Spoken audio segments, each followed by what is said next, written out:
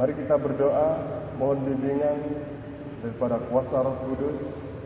Kita berdoa. Yalah Bapa Sorgawi, saatnya kami akan masuk dalam pembacaan serta perundangan firman-Mu ya Tuhan. Untuk itu ya Tuhan, jamah serta urati bibir, mulut serta lidah hamba-Mu ini ya Tuhan, sehingga apa yang kami bacakan, kami renungkan bersama, sungguh-sungguh dalam pimpinan serta tuntunan daripada kuasa Roh Kudus-Mu ya Tuhan. Kami serahkan kepada ini dalam tangan pengasihan-Mu. Dalam Kristus firman yang hidup, kami berdoa dan ucap syukur. Amin. Jemaat, marilah kita bersiap untuk mendengar firman Tuhan yang akan dibacakan dari Alkitab Hosea.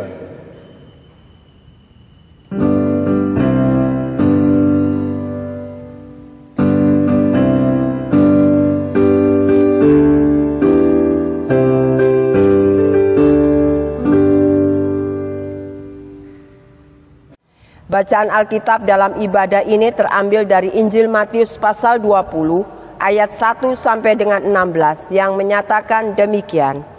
Perumpamaan tentang orang-orang upahan di kebun anggur. Adapun hal kerajaan sorga sama seperti seorang tuan rumah yang pagi-pagi benar keluar mencari pekerja-pekerja untuk kebun anggurnya.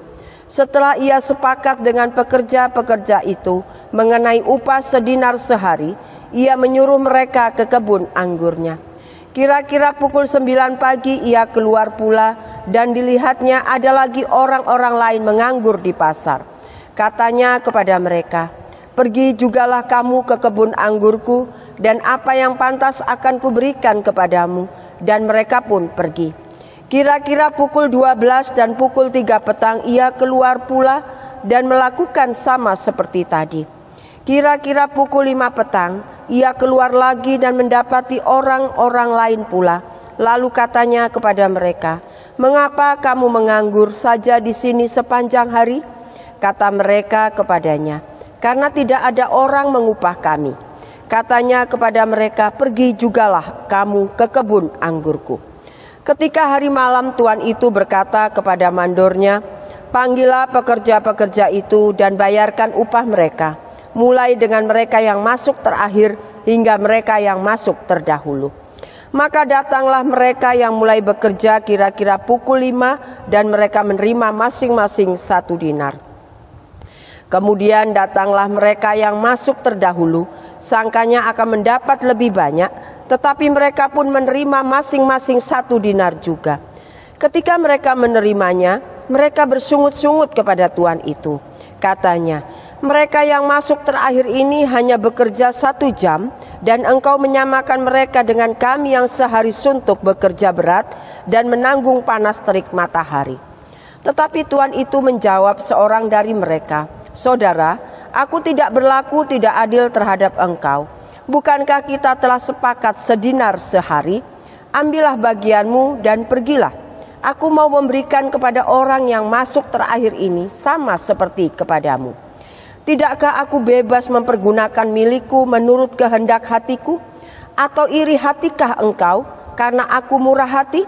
Demikianlah orang yang terakhir akan menjadi yang terdahulu, dan yang terdahulu akan menjadi yang terakhir." Demikian pembacaan Alkitab. Hendaklah firman Tuhan dengan segala kekayaannya diam di dalam hatimu, dan ucaplah syukur kepada Allah.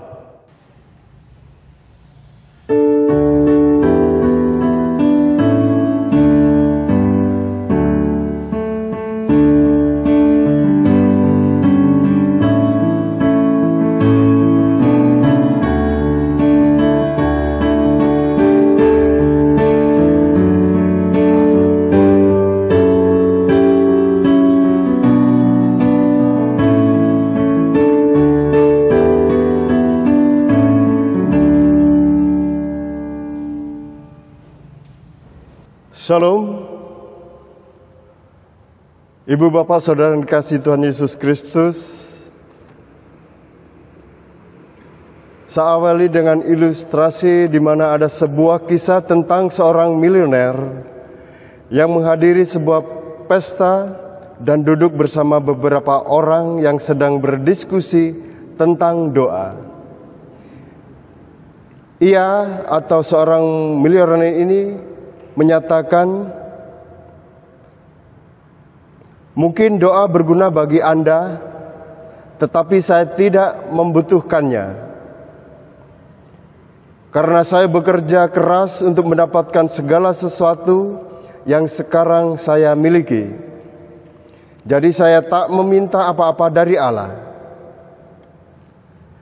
Namun di sebelahnya seorang rektor universitas menanggapinya, "Pak, masih ada satu hal yang belum Anda miliki dan perlu Anda doakan." Jawab sang miliuner, katanya, "Apakah itu?"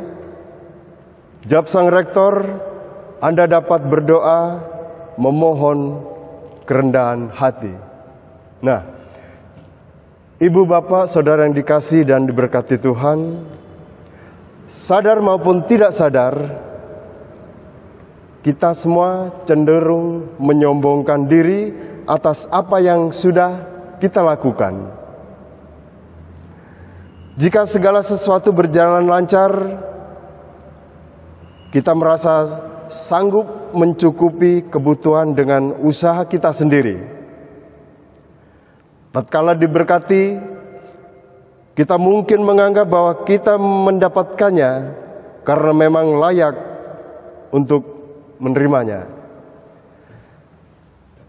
Sama seperti pembacaan kita minggu ini memperlihatkan kepada kita perumpamaan tentang orang-orang upahan di kebun anggur.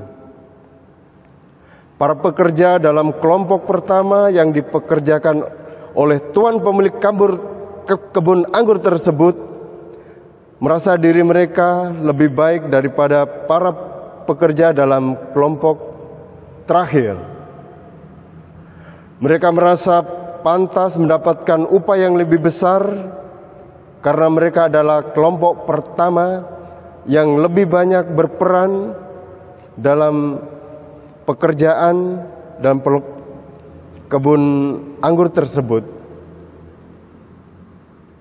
Ini adalah kesombongan yang tidak boleh ada dalam kehidupan anak-anak Allah.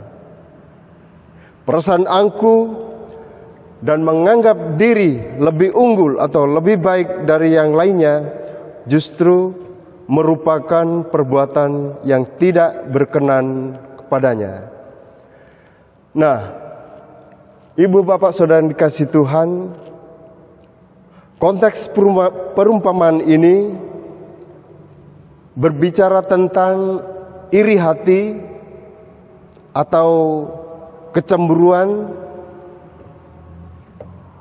yang artinya di sini mau mengatakan Yesus sengaja menyampaikan perumpamaan ini untuk menggambarkan betapa manusia seringkali cemburu, iri hati atau dengki terhadap orang lain dengan alasan tidak adil atau tidak fair. Manusia merasa iri jika tidak senang atau tidak bahagia pada tindakan Allah yang juga bermurah hati pada orang lain. Ilustrasi atau perumpamaan yang dikenal dengan judul orang-orang upahan di kebun anggur ini merupakan salah satu perumpamaan tentang kerajaan sorga yang ditulis oleh Matius. Tetapi perumpamaan ini tidak berakhir dengan pesan, "Pergi dan perbuatlah demikian di dalam kerajaan Allah." Nah, fokus perumpamaan ini bukan pada hubungan pekerja dan bukan soal memberikan gaji yang adil, tetapi pada perkataan dan perbuatan Tuhan yang secara teologis menunjuk pada Allah yang dengan bebas memberikan karunia yang baik kepada manusia. Perumpamaan ini juga hendak mengkritik orang-orang, baik secara pribadi di saya, ibu bapak saudara, terutama dalam konteks bacaan kita, yaitu orang Yahudi yang merasa diri paling layak mendapatkan jatah lebih banyak daripada orang lain yang dianggap lebih kemudian, termasuk di dalamnya pengampunan dosa, kehidupan, dan keselamatan. Ibu bapak saudara yang terkasih, teks perumpamaan yang tertulis dalam pembacaan kitab hari ini mengisahkan tentang tuan rumah yang mempekerjakan pekerja-pekerja di kebun anggurnya, di mana pada bagian ini dikatakan bahwa pemilik anggur pergi untuk mencari pekerja bagi kebun anggurnya. Dia mencari dan menemukan pekerja di tempat dan waktu yang berbeda. Ada yang bekerja dari pagi-pagi sekali, ada yang memulai bekerja pada jam 9 pagi, ada yang jam 12 siang, jam 3 sore, bahkan menjelang sore atau jam 5 sore baru melaksanakan panggilan dan mau bekerja. Kita baca pada ayat 1 sampai dengan 6. Nah, mereka yang bekerja adalah mereka yang telah dipanggil oleh pemilik kebun anggur. Orang-orang pada kelompok pertama yang telah bekerja seharian seharusnya menjadi yang paling penting, karena merasa bahwa dia bekerja dari pagi hingga menjelang sore.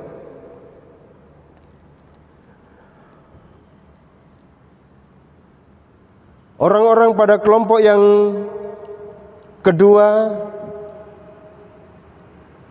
dan selanjutnya sampai dengan yang paling terakhir adalah kelompok yang dipilih terakhir oleh tuan rumah, juga paling terakhir pula datang ke kebun anggur itu untuk bekerja, di mana waktu atau durasi mereka bekerja pun paling sedikit.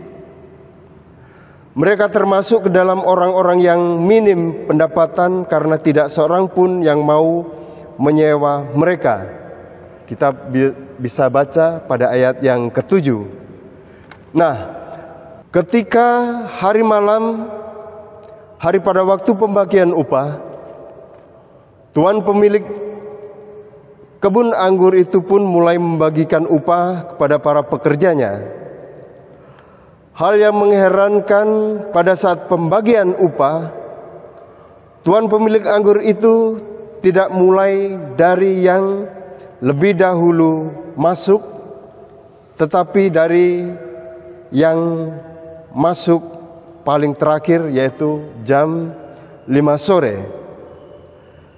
Bahkan dia memberikan upah 1 dinar bagi mereka. Nah, ibu bapak saudara yang terkasih dalam Tuhan Yesus Kristus, 1 dinar ini adalah upah harian untuk pekerja, di mana 1 hari penuh yang diberikan pada mereka yaitu senilai 1 dinar perak saja. Mereka yang hanya bekerja sebentar saja tidak seperti yang lainnya, dan hal ini tentu saja menimbulkan masalah dan membuat pekerja-pekerja yang lain keberatan, karena upah yang diberikan kepada mereka yang datang terakhir sama dengan upah yang diberikan kepada mereka yang datang pagi-pagi benar. Mereka menganggap pekerja yang datang terakhir tidak layak untuk menerima 1 dinar karena durasi atau waktu bekerja mereka sangat sebentar, yaitu hanya 1 jam saja. Mereka pun bersungut-sungut dan merasa adanya ketidakadilan dalam pembagian upah tersebut. Mereka merasa berhak, layak, dan sudah sepantasnya diberlakukan paling istimewa karena mereka menganggap dirinya bahwa kerja keras, bahkan waktu mereka banyak, lebih panjang, bahkan tenaga mereka terkuras daripada orang-orang yang datang terakhir. Nah, ibu bapak yang terkasih dalam Tuhan Yesus Kristus, dalam perumpamaan ini sang pemilik kebun anggur menjelaskan pada pekerja-pekerja di kebun anggurnya bahwa ia tidak berlaku tidak adil kepada mereka karena kesepakatan sudah dan tetap terjadi, yaitu upah 1 dinar untuk bekerja sehari, di mana tiap orang harus mengambil bagian yang sudah ditetapkan kepadanya tanpa adanya iri hati. Nah, perbincangan pun ditutup dengan kalimat, demikianlah orang yang terakhir akan menjadi terdahulu, dan yang terdahulu akan menjadi yang terakhir. Ibu bapak, saudaraku yang terkasih dalam Tuhan Yesus Kristus, perumpamaan ini sangat tepat untuk menjadi dasar perenungan kita dalam ibadah saat ini.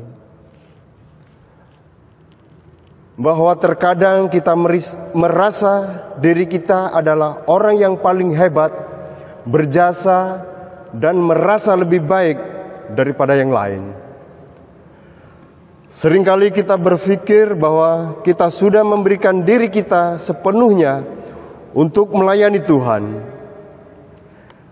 Kita terkadang berpikir kita sudah sangat rajin datang ke gereja untuk beribadah, terpanggil dalam panggilannya, dan aktif dalam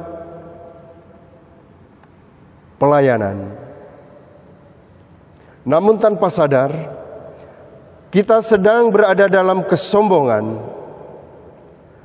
Kita menganggap diri kitalah yang paling unggul, yang paling benar, dan yang paling berhak secara rohani, dan menganggap rendah orang-orang lain. Kita menganggap Tuhan seharusnya bisa melihat usaha kita, dan seharusnya Tuhan memberikan sesuatu untuk menjadi upah kita. Tetapi dalam bacaan kita hari ini, di mana pesan firman Tuhan mengingatkan bahwa Tuhan bisa saja memberikan keutamaan lebih besar kepada orang-orang yang baru dipanggil kemudian.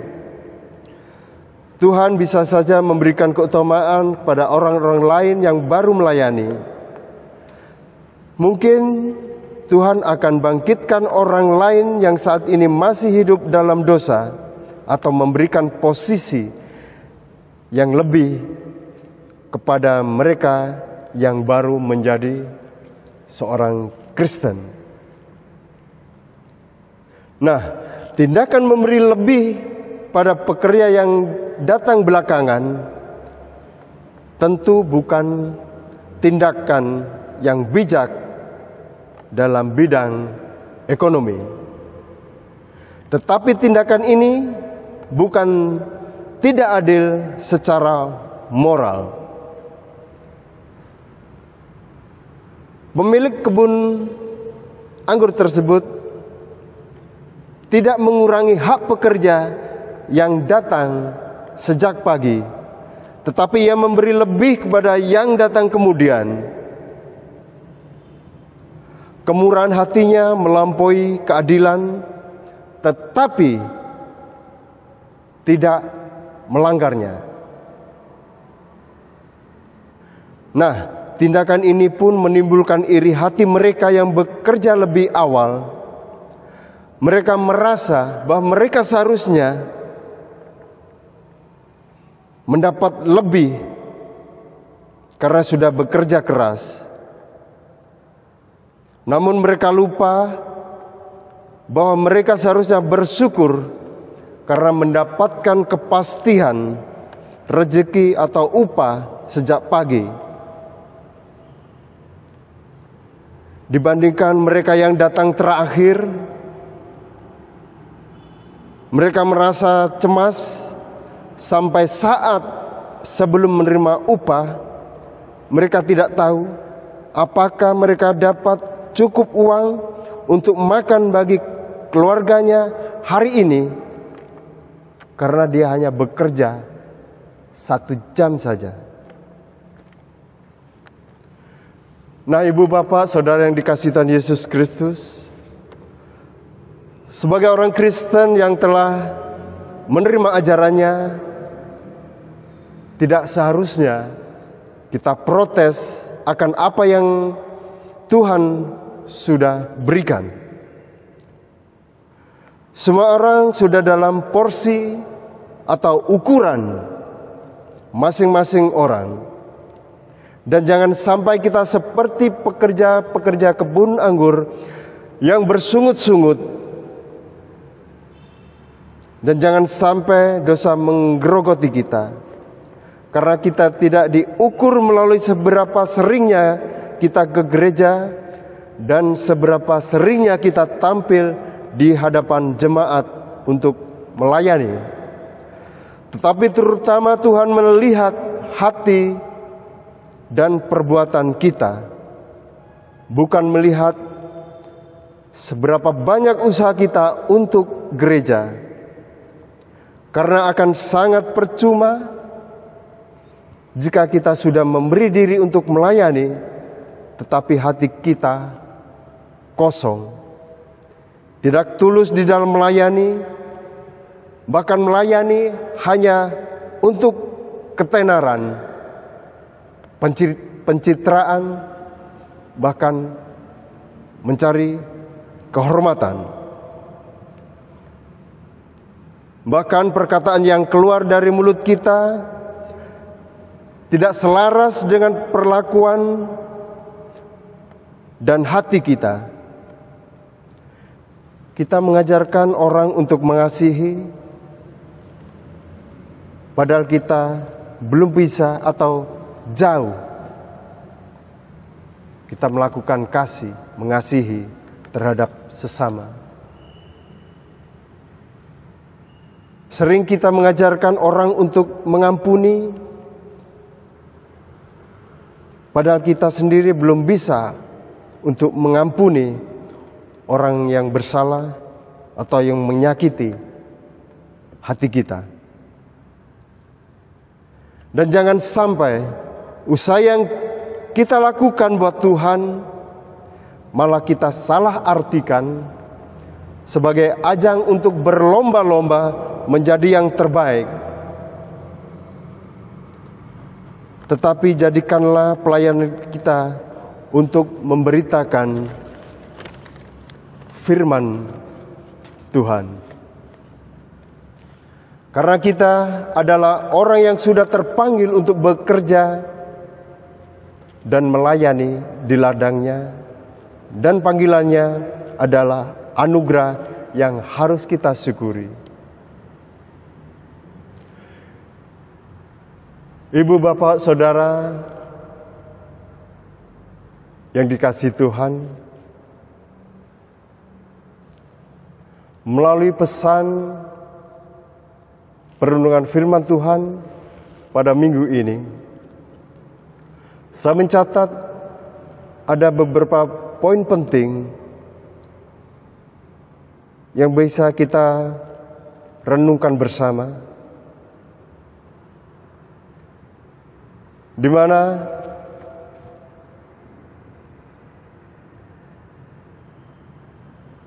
kita harus selalu bersyukur Karena Tuhan sudah memberikan kepada kita kesempatan untuk bekerja di ladang-Nya. Dan janganlah jadikan kesempatan ini sebagai ajang untuk berlomba-lomba menjadi yang terbaik dari yang lainnya. Tetapi haruslah saling membantu dan berjalanlah sesuai dengan perintah serta kehendak-Nya. Poin berikutnya adalah waktu yang menjadi Kristen tidak bisa menjadi jaminan orang tersebut memiliki hati yang melekat pada Tuhan, dan orang tersebut belum tentu memiliki iman yang sesuai dengan kehendak Tuhan. Meskipun seseorang baru saja percaya Yesus, namun hati dan hidupnya melekat pada Yesus, orang itulah yang berkenan di hati Tuhan. Jadi, ini sangat penting, Bapak Ibu Saudara yang terkasih. Janganlah kita pernah meremehkan orang lain, karena bagi Tuhan bukan kuantitas yang menjadi tolok ukur, tetapi kualitas hati dan kualitas iman. Itulah dasar sebagai orang yang dikehendaki dan berkenan di hadapan Tuhan. Dan poin yang terakhir, ini sangat penting juga untuk kita ingat bahwa janganlah ada iri hati. Tuhan tidak pernah memandang kita beda dari yang lain. Kita semua adalah sama, yaitu segambar dan serupa dengan Allah. Jadi, Ibu Bapak Saudara yang terkasih, ketika kita melihat keberhasilan orang lain, ikutlah berbahagia bersamanya. Dan sebaliknya, saudaraku, semua itu sudah ada porsi atau bagian yang ditetapkannya atas kehidupan kita. Sehingga semua bagian ada waktunya. Yang harus kita lakukan adalah bekerja dengan baik di ladangnya.